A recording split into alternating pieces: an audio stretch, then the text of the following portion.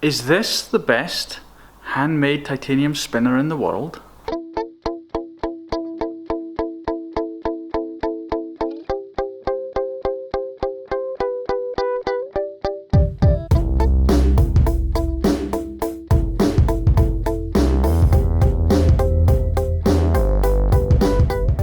Okay, so take a look at this. Those are titanium pry bars packaged in a little Cogent Industries or Cogent packing, heat sealed pouches. Those are titanium pry bars. Oh, I said that.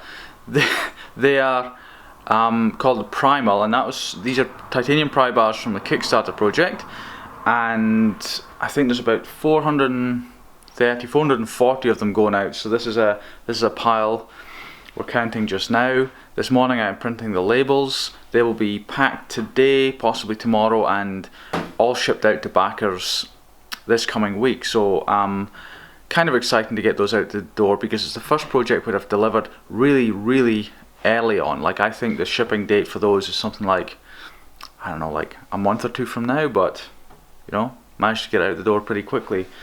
So that's what's going on. I've got to print some labels now.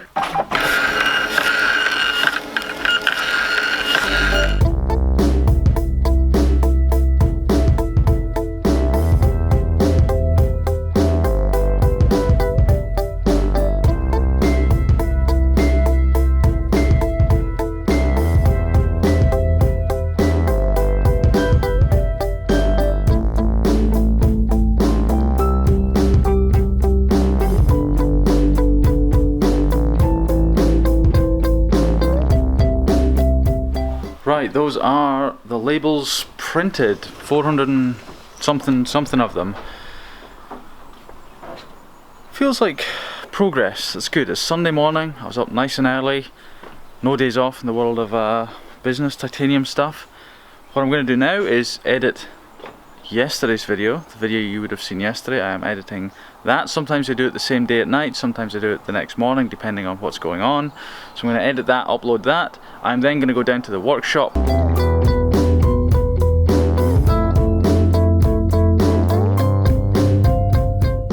Right, workshop time.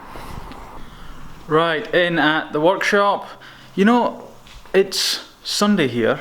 There's something awesome about being in a workshop when there's no other businesses open, and you know there's no one else around. You know, a Sunday or a Saturday, you know, morning or evening, or a weekday evening or a weekday early morning. There's something about being in a workshop and doing a little bit of work sort of outside business hours, sort of outside your own hours. If you've got your own workshop, or you know, you'll know what I mean. But this, I don't know what it is. Something about it.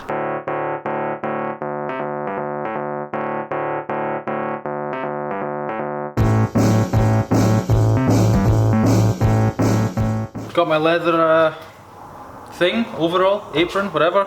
Stop the sparks, keep my clothes good.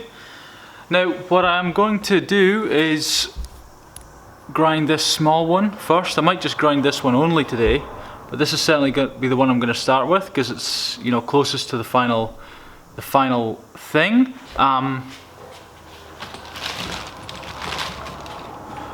I've also got this one here. The current working name for this one is the Fat Boy, which I think is kind of a cool name, or you know, the something Fat Boy version. I don't know if I'll do that one today. I'll see. I'm going to do this one just now. Pop the bearing out and do some grinding.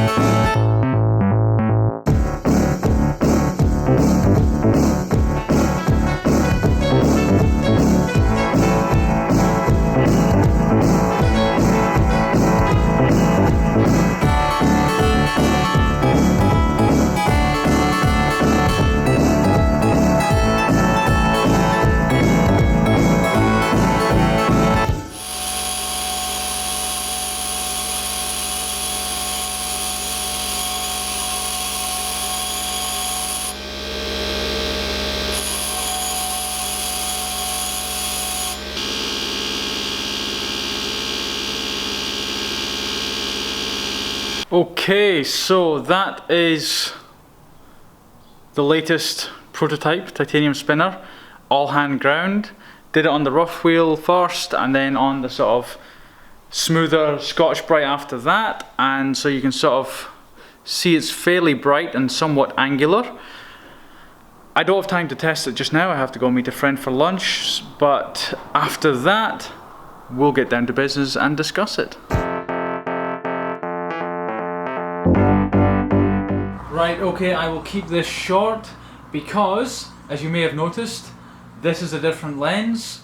I'm more in your face. The sound quality is shocking. I left my main camera in the pickup. My dad's taken the pickup away, so I have to use my old camera, which doesn't have a decent microphone and it's a different lens. Anyway, I will keep it short because I think it'll have bad sound quality and I don't want to keep talking if it's bad sound quality. I'll just give you enough information to cover the spinner. So this was the spinner from earlier. I will show you now, this lens, just out of interest, this lens is an expensive lens. It's a really good lens, and so you'll be able to see the quality. So it's actually a bit of a bonus that we've got this good lens to see this, because it'll show you in a way that the other lens can't. So look at that.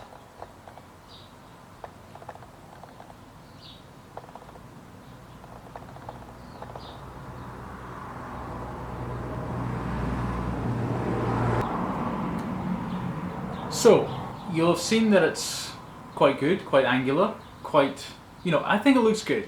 It does look good. And it's still a bit rough though. You'll notice that there's, it's not, the angles aren't fully angled, there's a bit of curve to them. But that's because I just did it on a big old wheel, a big grinding wheel. I've never really ground much stuff in my life, so I think it turned out pretty well for having done that. It's reasonably well balanced. The bearing is sitting somewhat centered, so when I spin it, you will see that it doesn't go too badly. It's a bit wobbly, but not too bad. This is the thing.